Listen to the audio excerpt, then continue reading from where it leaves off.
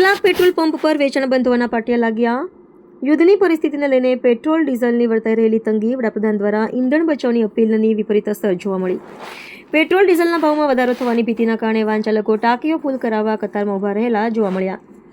ડભોઈ પંથકમાં અંદાજિત 15 જેટલા પેટ્રોલ પંપ ઉપર પુરવઠો ખૂટી જવાની અફવા। ડભોઈ પંથકના પેટ્રોલ પંપ પર વાહનોની લાંબી લાઈનો, પેટ્રોલની રામાયણ ઈંધણની અછત સર્જાવાની અફવાને પગલે દોડધામ, કેટલાક પંપો પર વેચાણ બંધ હોવાના પાટિયા લાગ્યા। ડભોઈ નગરના પેટ્રોલ પંપો ઉપર ક્યારેક લાંબી કતારો તો ક્યારેક પેટ્રોલ પંપો બંધ હાલતમાં નજરે પડી રહ્યા છે। પેટ્રોલ પંપો બંધ રાખવાની પણ ફરજ વિક્રેતાઓને પૂછી છે કે જ્યાં પંપે કે ડીઝલની જે લોકો પોતાના વાહનોમાં પેટ્રોલ કે ડીઝલ પૂરવા માટે આવી જતા હોવાના કારણે લાંબી કતારો જોવા મળી રહી છે। પુરવઠો ઓછો અને પ્રમાણસર ન મળતો હોવાથી આવનારા દિવસોમાં કદાચ પેટ્રોલ કે ડીઝલનો સહ્ય ભાવ વધારો પણ થાય, ત્યારે પ્રજા ભાવ વધારો થાય તે પહેલાં પોતાના વાહનોની ટાંકીઓ ફૂલ કરી દેવાની લાઈમાં પણ કતારોમાં ઊભા થઈ જતા જોવા મળી રહ્યા છે।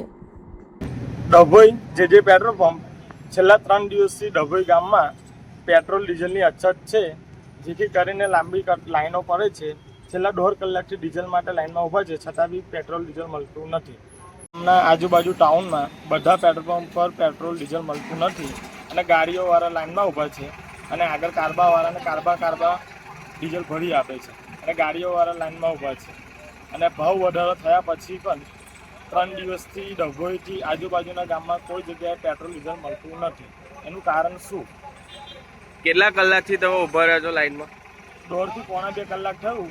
ગાડી લાઈનમાં મૂકી છે પણ આગળ કારબાવાળાને ભરી આપે છે, ખેડૂતોને તો મળતું નથી ડીઝલ પેટ્રોલ।